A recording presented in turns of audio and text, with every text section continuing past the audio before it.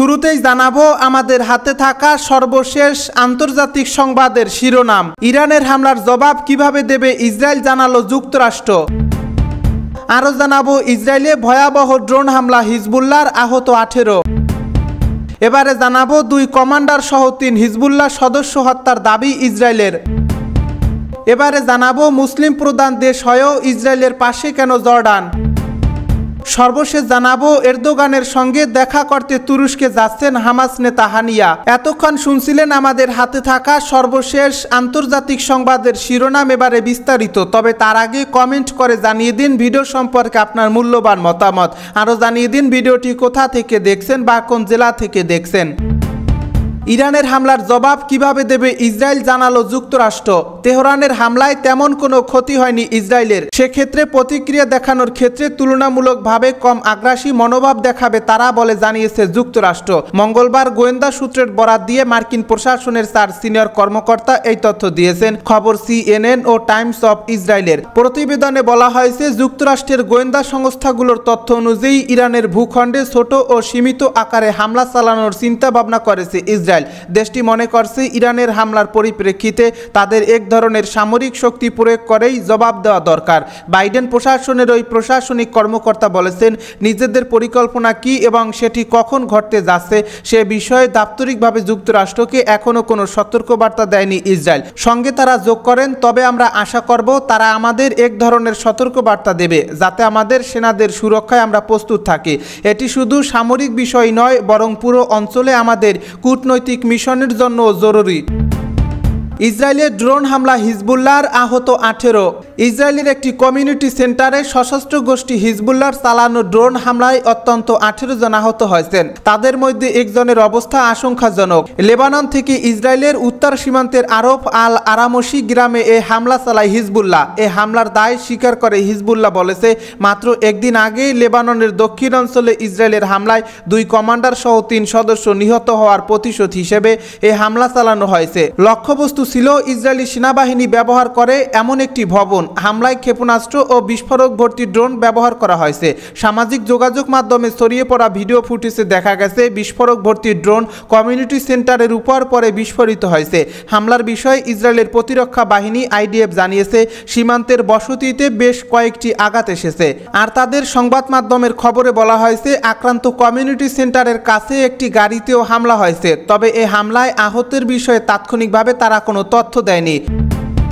2 commander সহ 3 Hezbollah সদস্য হত্যার দাবি ইসরায়েলের। লেবাননে হামলা চালিয়ে সশস্ত্র গোষ্ঠী হিজবুল্লাহর 3 কমান্ডারকে হত্যার দাবি করেছে ইসরায়েলি সেনাবাহিনী। মঙ্গলবার ইসরায়েলের উত্তর অঞ্চলে গোষ্ঠীটির সঙ্গে দেশটির সেনাবাহিনীর গোলা বিনিময় হয়। হিজবুল্লাহর ড্রোন হামলার জবাবে বিমান হামলা চালিয়ে তাদের হত্যা করেছে ইসরায়েলি সেনারা। খবর টাইমস অফ ইসরায়েলের। স্থানীয় কর্তৃপক্ষ ও সংবাদ মাধ্যমের খবরে বলা হয়েছে, হিজবুল্লাহর ড্রোন হামলায় 3 ব্যক্তি সামান্য আহত হয়েছেন। ইসরায়েলি সেনাবাহিনী বলেছে উত্তরাঞ্চলীয় বেইত হিলেল এলাকায় বিস্ফোরকবাহী 2টি ড্রোন আঘাত এনেছে। হিজবুল্লাহ দাবি করেছে তারা ওই এলাকায় আয়রন ডোম ব্যাটারিকে নিশানা করেছিল। এর আগে গোষ্ঠীটি এমন দাবি করেছিল, তবে ইসরায়েলি সেনাবাহিনী তাদের দাবি প্রত্যাখ্যান করেছে। ইসরায়েলি বাহিনী বলেছে হামলার সময় কেন সাইরেন বাজেনি তা তদন্ত করা হচ্ছে। ড্রোন হামলার পর লেবাননের সংবাদ মাধ্যম উল্লেখ করেছে, ইসরায়েল সীমান্ত থেকে 15 কিলোমিটার দূরে আইনবাল শহরে একটি গাড়িতে ইসরায়েলি বিমান হামলায় এক ব্যক্তি নিহত হয়েছেন।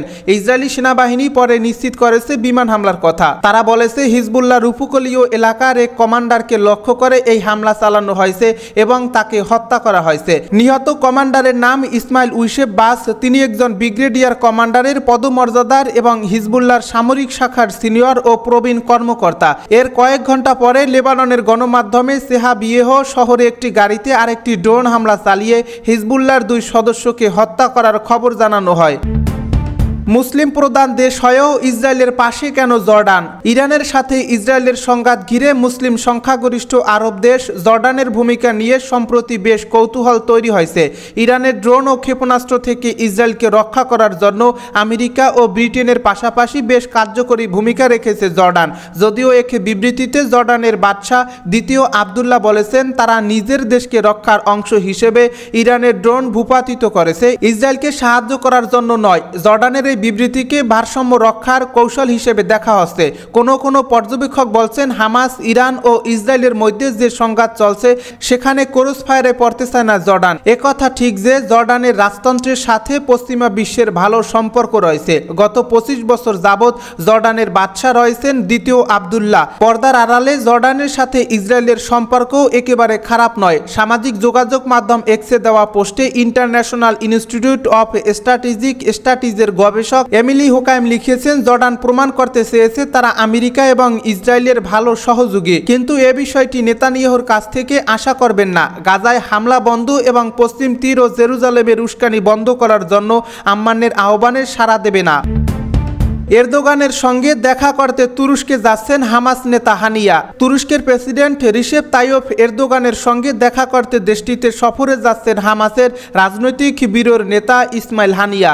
আল জাজিরার খবরে বলা হয়েছে, গাজার উত্তর অঞ্চলের গাড়িতে ইসরায়েলি বিমান হামলায় 3 সন্তান ও 4 নাতি নাতনি সহ পরিবারের 7 সদস্যকে হারানোর 1 সপ্তাহ পর তুরস্কে যাচ্ছেন হানিয়া। গত 7 অক্টোবর গাজায় যুদ্ধ শুরুর পর এরদোগান ইসরায়েলের প্রেসিডেন্ট নেতানিয়াহুর তীব্র সমালোচনা করে বক্তব্য দিয়েছেন। গাজায় একাধিকবার তেরান ভর্তি জাহাজও পাঠিয়েছে তুরস্ক।